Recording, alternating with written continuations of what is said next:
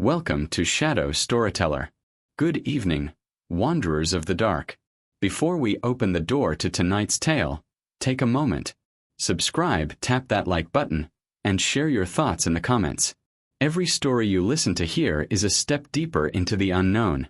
And tonight, we step into a house where some doors don't open for just anyone. This story is called The Basement Door Only Opens for Her. And once it's open, it may never shut again. The basement door only opens for her. March 10, 2023. Bainbridge, Pennsylvania. A sleepy town with aging colonial homes and fog that never seems to lift from the cornfields in early spring. The kind of place where everyone knows your name, and where secrets, once buried, rot quietly beneath the floorboards. Carl Weaver had never believed in ghosts. At 42, he considered himself a man of logic. A home renovation contractor by trade, he spent most days tearing down drywall, rewiring old fuse boxes, and refitting basements with damp-resistant insulation. He understood houses better than he understood people. So when his wife, Dana, told him the basement door only opened when she touched the knob, he laughed it off. "You're not turning it right," he'd said. But it wasn't just the knob. It was the sound, or lack of it. Whenever he turned the handle, the latch stayed stuck. Silent. Solid. When Dana turned it, only Dana, it would click. Soft. Instant. The door would swing open, revealing the steps leading down into a cold stone-walled room they had never actually used. They had only lived in the house 3 weeks. It was a charming old colonial on Maple Hollow Road. 3 bedrooms, creaky floors, a big porch. Dana had fallen in love with it during their first viewing. But Carl had felt something else. A tension in the hallway near the basement. A weight in the air. Like the house was holding its breath. He chalked it up to paranoia. A tired mind. Stress from the move. Until the 3rd night. That's when things changed. It was just after 2 a.m. when Carl woke up alone in bed. Dana wasn't next to him. The bathroom door was open. The hallway dark. He called out her name. No answer.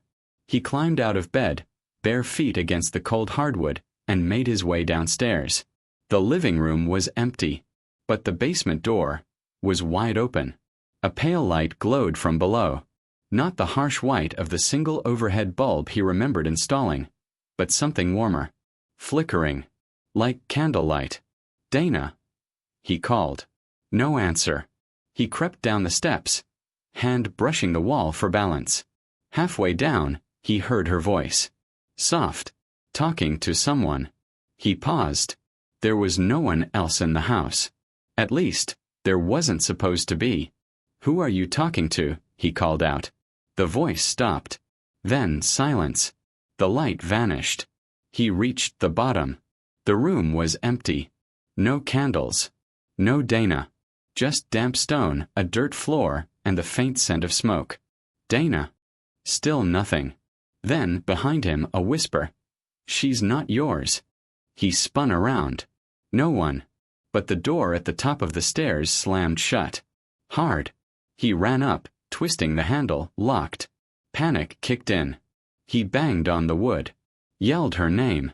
When it finally opened, Dana stood there, eyes wide. "What the hell are you doing down there?" she asked. "I was looking for you." "I was asleep." "No. You weren't. I heard you. I saw the light. You were talking to someone." She just shook her head. Quiet. The next morning, she didn't remember anything. Not the basement door. Not the voice. Nothing. But that evening after dinner, she walked over to the door again. "Why don't you try it?" Carl said. "Just to see." Dana smiled, touched the knob. Click. The door opened. No effort. Carl tried right after her. Nothing. That night, he installed a motion camera at the top of the basement stairs. The footage was normal. Until 2:13 a.m. The camera turned on. There, in grainy grayscale, was Dana, sleepwalking. She walked to the door, opened it with ease, and descended into the dark. But the timestamp showed something else too. She never came back up. Not on camera. But Carl had woken that morning with her beside him. Warm. Asleep. Breathing. When he showed her the footage, Dana laughed. "It's probably a glitch," she said. "I've never walked in my sleep." Carl didn't laugh. Because now it wasn't just the door that opened for her. It was the things behind it. And they were starting to whisper his name. Carl couldn't stop thinking about the camera footage. The way Dana moved, slow and fluid, almost floating down the steps. The way the shadows shifted at the edge of the screen, like something else was moving down there with her. Watching her. Or waiting for her. He tried to convince himself it was just a sleepwalking episode, a one-time event, but deep down he knew better. Something was wrong with the house. And whatever it was, it lived in the basement. That night, Carl stayed awake in the armchair facing the hallway. He unplugged the camera, sat with a flashlight in one hand and a baseball bat in the other. At 2:11 a.m., Dana stirred in the bedroom. She didn't speak. Just sat up, eyes blank, turned toward the door. Carl rose slowly and followed her. She walked without hesitation, without sound, down the hallway and toward the basement. As her fingers touched the knob, he called her name. She didn't stop. The lock clicked. The door swung open. Carl stepped closer. "Dana, don't go down there." She paused, her hand still on the doorknob, her profile lit faintly by the glow from below. But she didn't speak. She simply descended the steps again, barefoot in her nightgown, swallowed by the same warm amber light that shouldn't have been there. Carl followed her. This time, he brought a lighter. Just in case the bulb failed. The stone walls seemed darker than before. The corners deeper. The smell of smoke stronger. Dana stood in the center of the room, facing the far wall. Unmoving. Carl's voice trembled. "What are you doing?" She turned her head slowly, not her body, just her neck. Her eyes looked through him, not at him. Then she whispered, "They're almost finished digging." Carl's skin prickled. He took a step closer. "Who?" Her mouth curled into something that resembled a smile but didn't feel like one. Then she collapsed. He caught her before she hit the floor. She was ice cold, unconscious, breathing shallow. Carl carried her back upstairs, heart racing, legs shaking. He laid her on the couch and wrapped her in a blanket. She didn't wake up until morning. When she opened her eyes, she looked at him and asked, "Why are you staring at me like that?" She didn't remember a thing. No sleepwalking. No voices. No basement. Carl didn't tell her about what she said. He didn't tell her about the smile or the digging. Instead, he tried to act normal. Made her breakfast. Played her favorite jazz record. But his eyes never left the hallway. 3 days passed. The door stayed closed. He even tried locking it, nailing boards across it. Nothing worked. Each time Dana walked by, the lock would quietly unclick, the boards would creak, and the door would drift open an inch, just enough to let the smell seep through. Carl started sleeping during the day. At night, he stayed near the door. On the 4th night, he heard the sound again. Digging. Not inside the basement. Under the floor. Scraping. Clawing. Dirt being moved. He placed his ear against the floorboards. Voices. Whispers. Low, gravelly, overlapping in a language he didn't recognize. Not English. Not anything human. He grabbed his crowbar. He pried open the boards near the basement entrance. The earth below was damp. Loose. Recently turned. And beneath it something else. A corner of stone. Carved. Ancient. He dug further. Hands blistering, breath shallow. The deeper he went, the more the whispers grew, rising in pitch, crowding his skull. Then he hit something. Wood. Not just any wood. A door. A second door, buried beneath the floor. Reinforced with rusted metal. Etched with symbols he couldn't understand. He ran to get his phone to take a picture, but when he returned, it was gone. Just earth. Smooth. Untouched. As if it had never been opened. Carl stopped sleeping altogether. He started researching the house. Public records. Newspaper clippings. Local archives. The house had been built in 1874 by Elias Kerner, a doctor who once ran a private asylum on the outskirts of Bainbridge. The house served as his personal residence, until his wife, Margaret, reportedly went mad. Some claimed she wandered into the basement one night and never returned. Others said she was buried alive beneath the house by Elias himself. But there were no charges. No investigation. The story faded. The property changed hands multiple times. But each new occupant left within a year. Carl visited the county clerk's office. He found a map. The original blueprints showed a chamber beneath the basement. Not on the current plans. No permit. No access. No explanation. Just a square, unmarked, beneath the floor. When he returned home, Dana was gone. The house was silent. He searched every room. Every corner. The basement door was closed. He grabbed the knob. Locked. He pounded on it. No answer. Then a voice. Muffled. Soft. Carl. He twisted the knob again. Still locked. Then the door began to turn on its own. Slowly. Click. It opened. But Dana wasn't at the top of the stairs. She was below. At the bottom. Standing beside the second door. The buried one. Except it wasn't buried anymore. It was open. A staircase led further down, into darkness. Dana looked up at him, her eyes distant. "They want to show you," she said. "They said you're ready now." He shook his head. "You don't know what you're saying." "They remember you," she whispered. "From before."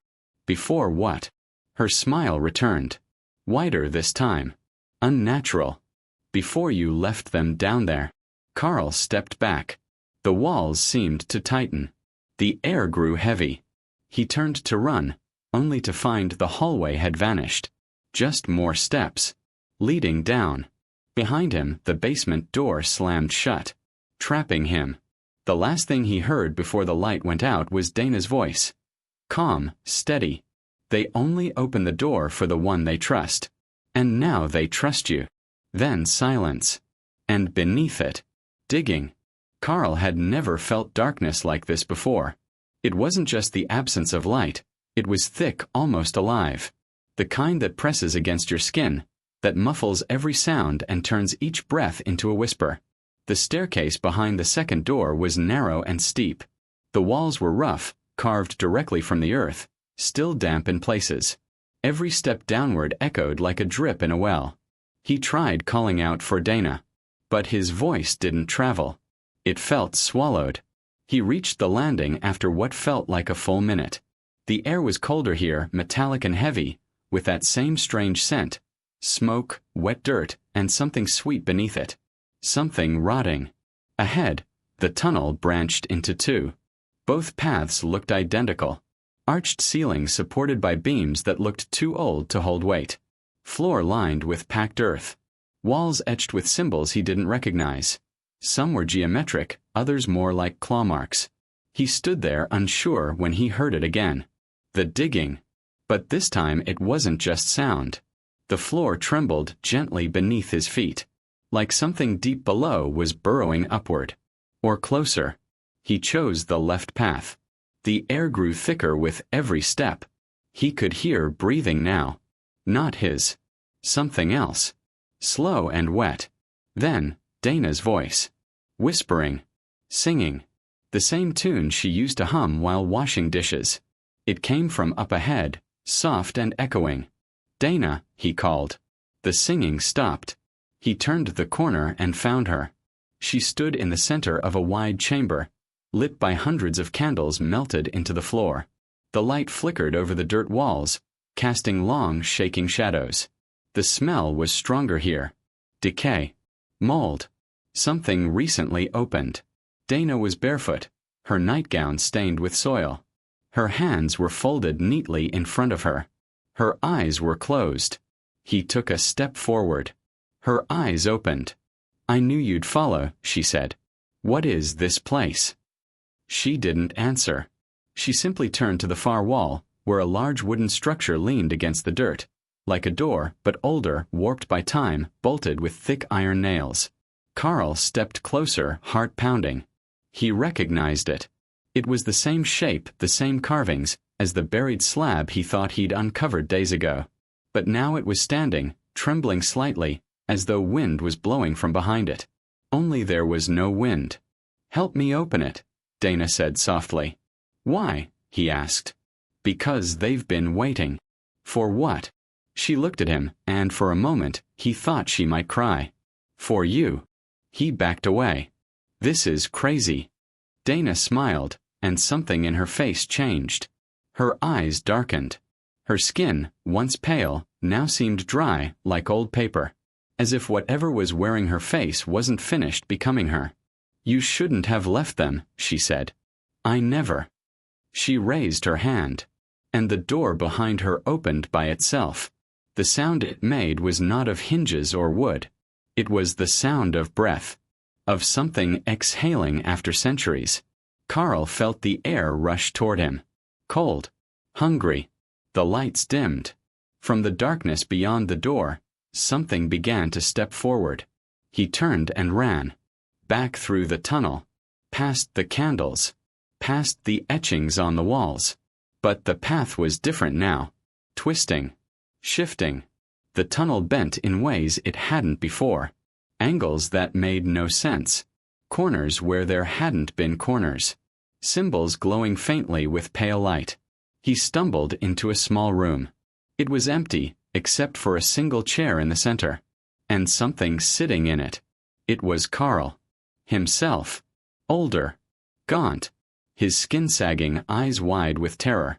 The seated version of him raised its head slowly and spoke. "You can't run from what you buried." Carl screamed and turned to flee. But the tunnel behind him had sealed. Stone. Earth. Solid. Trapped. The other Carl stood now, stepping closer. "You never buried her deep enough." Carl shook his head.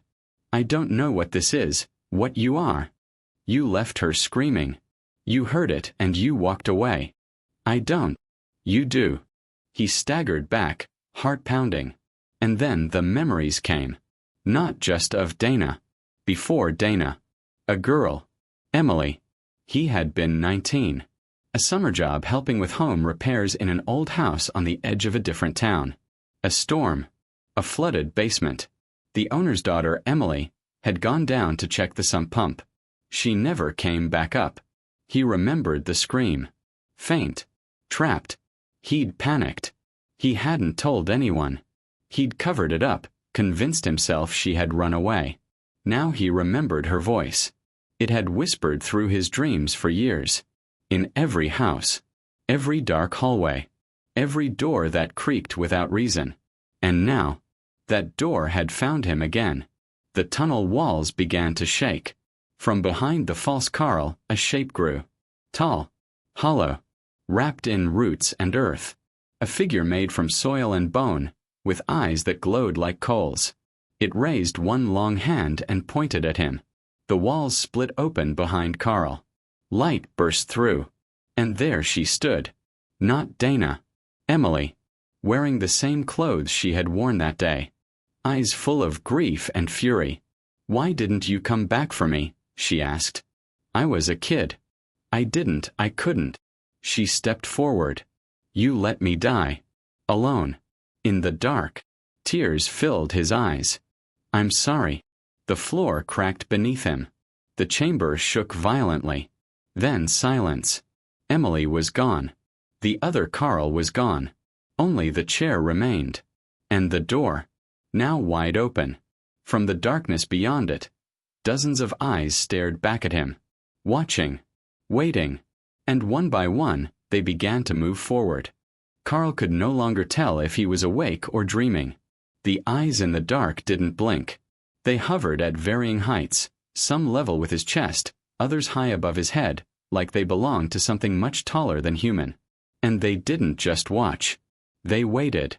He backed away slowly, keeping his hands out as if to calm wild animals. But the eyes didn't flinch. They followed. Step by step. One of them blinked. A slow, deliberate closing and reopening of a single eyelid. And when it did, the others moved too. Not forward. Not closer. They spread out. The tunnel that had sealed behind him now stood open again. And beyond it, the sound returned. Digging. Only now it was everywhere. Beneath the floor. In the walls. Above the ceiling. Like hundreds of hands were tunneling toward him from every direction. The roots along the walls began to pulse. Carl stumbled back into the room with the single chair, but this time it wasn't empty. Emily sat there now. She didn't move. Didn't speak. Just stared at him with dark, glassy eyes. He stepped closer, afraid to speak. Her hands were folded in her lap. Her fingernails black. Her skin gray, stretched over bone. "Why am I seeing this?" he whispered. She tilted her head slightly. "You came back." "I didn't mean for any of it to happen," he said. "I was just a kid. I didn't know what to do." Her face remained unchanged. "You walked away." The candlelight flickered around them. He nodded slowly. "I did." And then, for the first time, her eyes softened. Not with forgiveness, but with recognition. She stood. The air shifted. From the open door behind her, the others began to emerge. Not eyes anymore. Bodies. Figures of dirt and bone and ash. Human in shape but not in movement. Each one stepped with slow, uneven rhythm, like marionettes half-pulled by unseen strings. Carl turned and ran. The tunnel twisted again, reforming with every turn. The symbols on the wall glowed red now, pulsing in sync with the whispers in his head. He ran until his legs gave out. And there he found another room. This one dry. Silent. A nursery. Carved into the earth like the others, but filled with old wooden furniture. A rocking chair. A crib. A tiny dresser. All covered in a layer of gray dust. On the far wall hung a picture frame. He walked toward it, light-headed. Inside the frame was a photo. Dana. Smiling. Pregnant. He stared. They had no children. They had never tried. His fingers trembled as he reached for the frame. It was nailed into the wall. Below it, scratched into the wood. She belongs to the ones below now. He turned just as the rocking chair began to move. Empty. Swaying. Back and forth. He stepped toward it slowly. On the seat, something small and wrapped in cloth. A bundle. A swaddled shape. He knelt beside it. It moved. He pulled the cloth back. Inside was a stone. Smooth. Cold. Covered in writing. But not in English. The same symbols from the tunnel. He held it up toward the light. It pulsed. Once. Then again. Then whispers. Louder now. In his head. They weren't speaking to him. They were calling him. By name. He dropped the stone. It didn't hit the ground. It vanished mid-fall. Swallowed by the floor. Then, a hand rose from where it had fallen. A child's hand. Small. Pale. Another followed. Then a face. It wasn't Dana's. It wasn't Emily's. It wasn't human. It opened its mouth. And screamed. Carl fell backward, hands to ears. The scream didn't come from lungs. It came from beneath the earth. From centuries below. From something that had never known light. The walls cracked. The room shook. He crawled into the hallway just as the nursery collapsed behind him. Rocks fell. Dust rose. And through it all, the scream echoed. Then, silence. A soft humming. Familiar. From upstairs. From the basement stairwell. He climbed, coughing, shaking, scraped and bloodied. The second basement door stood open. The staircase was clear. And at the top stood Dana. Eyes closed. Humming. Her belly was round now. Swollen. She opened her eyes and smiled. They said thank you. Carl froze. What did you give them? She looked down at her stomach. What we owed. No, he said. This isn't real. None of this is real. They remembered the promise, she said. The soil remembers everything. He stared at her, then past her, into the kitchen. Morning light streamed through the window. Birds chirped, the sound of normal life. The front door was open. He ran. Out of the house. Into the street. Sunlight hit his face like a slap. Neighbors walked their dogs. A kid rode by on a bike. A delivery truck passed. Nothing had changed. But everything had changed. He stood on the sidewalk, panting, bleeding, blinking in disbelief. Behind him, the house stood still. Quiet. The front door slowly closed, as if pushed by someone unseen. Inside, the basement door clicked shut. Locked. Carl tried to tell someone. A neighbor. The sheriff. They came. They knocked. They inspected. No hidden tunnels. No extra basement. No nursery. Just a finished basement, clean and dry. And Dana. Calm. Pleasant. Pregnant. She looked at Carl like he was a stranger. And when the sheriff asked if she felt safe, she nodded. Of course. My husband's just been under a lot of stress. Carl screamed at them. Told them what he saw. What was below. No one believed him. They took him away. Dana waved as the cruiser drove off. Her smile didn't fade. And that night when the wind passed through Maple Hollow Road, the basement door opened once more. Not for Carl. For someone else. And from beneath the house, the digging continued. Slow. Patient. Hungry. 2 years later, another family moved into the house on Maple Hollow Road. A couple from New York, looking to escape the city. They loved the creaky floors, the old oak tree in the backyard, the charm, as the realtor called it.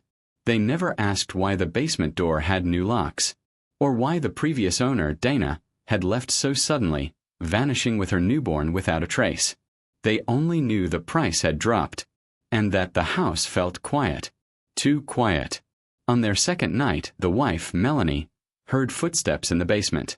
She woke her husband, said she swore someone was down there. He laughed, rolled over, went back to sleep. The next night, the door opened on its own. On the third night, Melanie went missing. The police found no signs of struggle. No forced entry.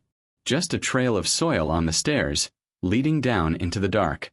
Her husband, shaken and alone, reviewed the security footage he had installed earlier that week.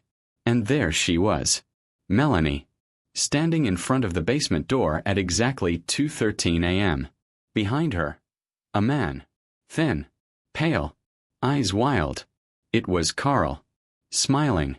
And when Melanie opened the door, he whispered something to her. Something the husband could only hear by turning the volume to full. He played it again and again, until he heard it. 7 words. Spoken calmly. Almost gently. She only opens the door for me.